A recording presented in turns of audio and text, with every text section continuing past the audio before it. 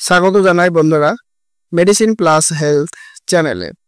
আজকের ভিডিওতে আমরা কথা বলবো একটি পরিচিত ওষুধ নিয়ে, O2 সিরাপ, যেটি বাচ্চাদের পাতলা পায়খানা এবং ডায়রিয়ার সময় দেওয়া হয়।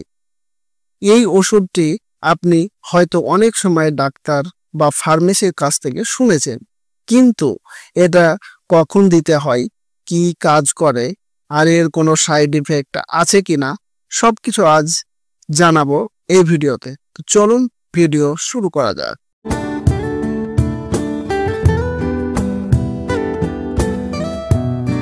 O2 সিরাপ হলো একটি কম্বিনেশন অ্যান্টিবায়োটিক, যেখানে দুটি উপাদান আছে, অফ্লক্সাসিন এবং মেট্রোনিডাজল। এই দুটি উপাদান একসঙ্গে মিলে পেটের ইনফেকশন, ব্যাকটেরিয়া, অ্যামিবা সংক্রমণ প্রতিরোধ করে।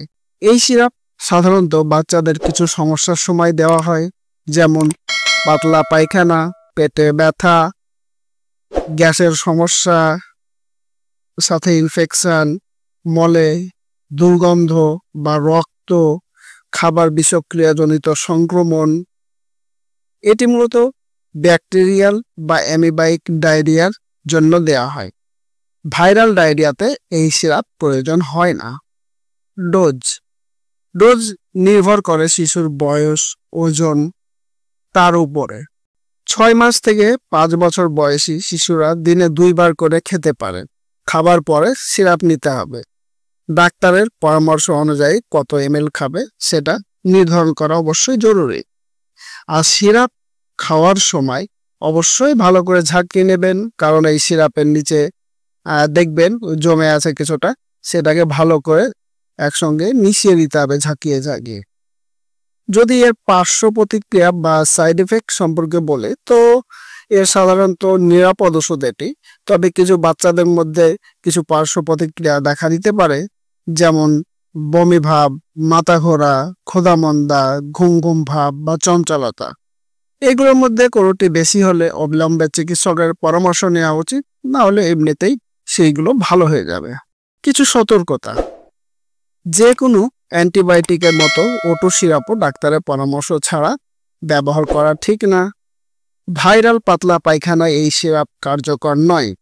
আর পায়খানা হলে অবশ্যই বেশি করে জল এবং ORS খাওয়াবেন, কারণ পায়খানার সঙ্গে প্রচুর পরিমাণে জ্বর শরীর থেকে বেরিয়ে যায়। তো অতএব জল এবং ORS প্রচুর পরিমাণে খাওয়াবেন। এবং এই সিরাপটি একবার খাওয়া শুরু করলে কোর্স শেষ করে তারপরে বন্ধ করা উচিত, মাঝপথে বন্ধ করা উচিত নয়, না হলে পেটে ব্যথা, অন্যান্য সমস্যা আরও হতে পারে।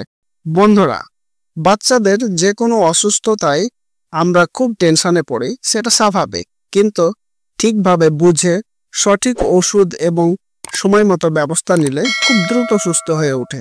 এই ভিডিওতে যদি কিছু শিখে থাকেন তাহলে একটি লাইক দিন এবং শেয়ার করুন পরিচিতদের সাথে।